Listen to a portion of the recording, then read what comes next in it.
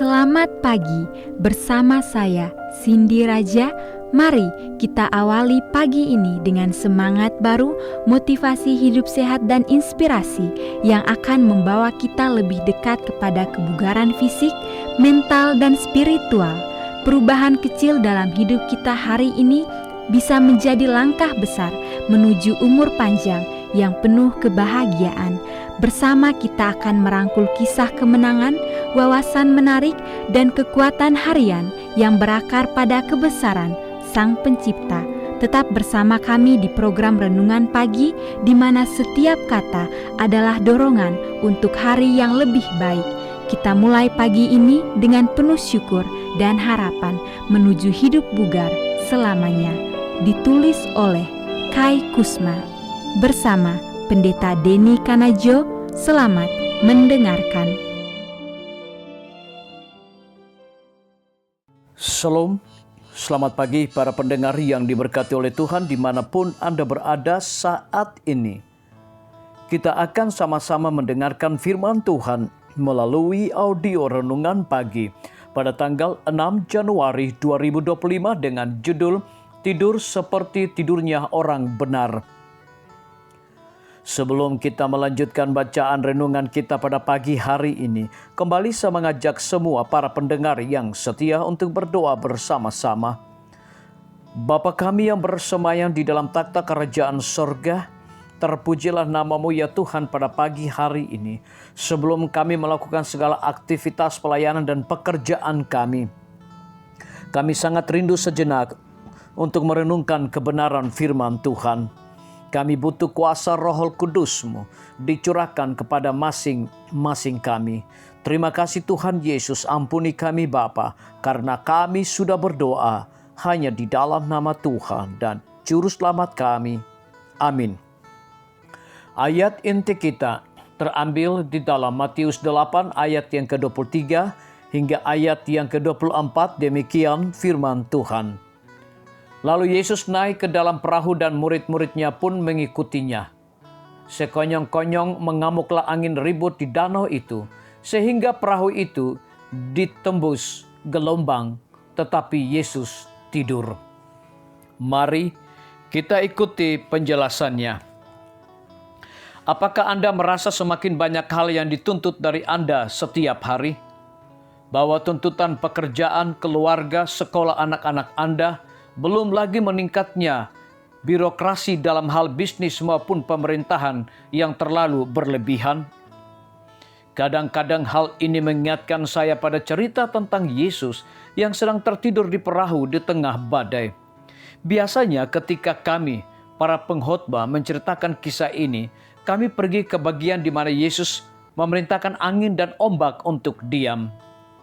Tetapi sepertinya bagi saya ada pelajaran yang lebih besar lagi dalam fakta sederhana bahwa dia tertidur lelap di dalam perahu yang akan tenggelam karena kemasukan air, disertai angin menderu-deru dan hujan yang menerpa di sekelilingnya. Dia tidur seperti tidurnya orang benar. Kata seorang diaken kepada saya setelah saya berkhotbah tentang topik ini. Kristus telah menempatkan dirinya di tangan Bapaknya dan dia dapat tidur nyenyak, sangat nyenyak, dan tanpa terganggu oleh keributan dan ketakutan yang ada di sekelilingnya. Anugerah Yesus yang mengubahkan memang seperti itu.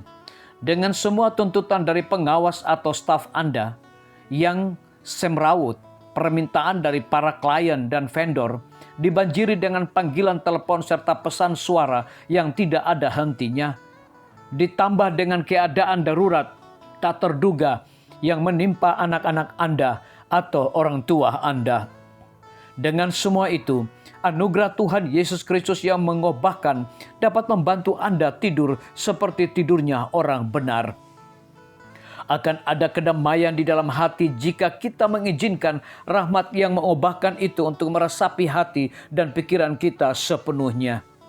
Sejujurnya saya pikir Yesus mungkin akan memberitahu kita bahwa multi tugas adalah sebuah alat dari iblis. Sang Pencipta tidak menciptakan manusia supaya dapat didorong sehingga pada ambang batasnya. Yang menguras habis seluruh energinya supaya majikan dapat meningkatkan produktivitas. Kita mengalami pandemi penyakit degeneratif di Amerika yang adalah akibat langsung dari upaya untuk meraup terlalu banyak dari kehidupan tanpa investasi yang memberikan hasil balik kepada kehidupan. Semua orang ingin memenangkan lotre. Setiap orang ingin mendapatkan lebih dari yang mereka bayar. Segera Yesus akan datang kembali untuk memberitahukan kepada kita, cukup sudah. Kita semua bisa hidup dalam janji datangnya kerajaan damai setiap hari. Tanpa peduli akan badai di sekitar kita. Tanpa peduli tuntutan-tuntutan berlebihan dari para bos, perusahaan, dan institusi. Semoga damai sejahtera dan rahmat Tuhan Yesus Kristus menyertai Anda hari ini dan setiap hari. Biarlah bacaan renungan kita saat ini akan menjadi berkat bagi kita semua. Kembali saya mengajak semua para pendengar yang setia untuk berdoa bersama-sama. Bapa kami yang bersemayam di dalam takhta kerajaan sorga, terima kasih Tuhan Yesus, oleh karena firman-Mu pada pagi hari ini memberikan berkat, kekuatan, sukacita rohani bagi pertumbuhan iman kami masing-masing.